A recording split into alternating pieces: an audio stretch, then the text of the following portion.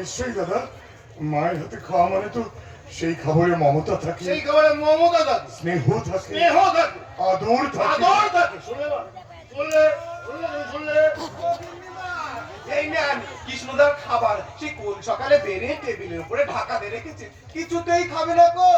দেখেছিস এতটা বড় হলি এখনো ছেলে মানুষ হয়ে গেলি। হ্যাঁ আমি ছেলে মানুষ। যাও, তুমি তো জানো না তোমার হাত থেকে না খেলে আমার পেটই ভরে না। হ্যাঁ ও গিন্নিমা, আপনি কৃষ্ণদারে খাইয়ে তাড়াতাড়ি ভেতরে আসেন, আমি আপনার খাবারটা বেড়ে রাখতেছি।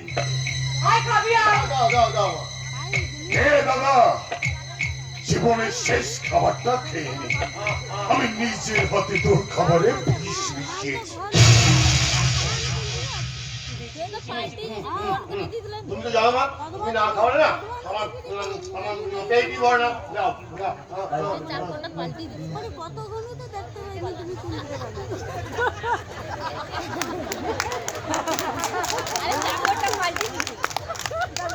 যাও। কি আছে, আমার খাবারে চোখ দিচ্ছে। এই ছোট ভাই কি চোখ দিচ্ছে? আমি কি কথা রে এটা? পড়ছে পড়ছে। ওরে তাকিয়ে আছিস কেন? 2 বছর কিছু খাসনি নাকি? যাও মা। ও মা আমার মা, আমার কি মনে হয় গেল ওর খুব খিদে পেয়েছে। তো একটা কাজ করো, ছোটবেলায় যেরকম এক থালাতে ভাত দেখে 2 ভাইকে খাইয়ে দিতে, তখন এখান থেকে তুমি ওকেও খাইয়ে দাও। মেরেছে, এ তো বাঁশ কেন ঝাড়ে? পরের লাইনটাও জানি, বলবো ভাই?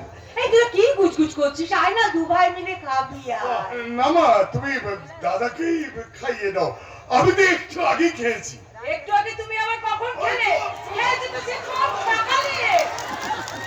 দেখেছিস, এই কারণেই শরীরটা খারাপ হয়। আয় খাবি আয়। চল খাবি, চল। না মা, আমি খাবো না। তাহলে খাবি না কেন? ওই খাবারে মমতা আছে, না ওই খাবারে স্নেহ আছে, না ওই খাবারে আদর আছে। না এটা ছোট খোকা খাবি আয়। না মা, ওই খাবারটা, আমি কিছুতেই খাবো না। কেন খাবি না কেন? তার কারণ আমার গুণধর ছোট ভাই আমাকে মারার জন্য ওই খাবারে বিষ মিশিয়ে দিয়েছে, তাই না ছোট?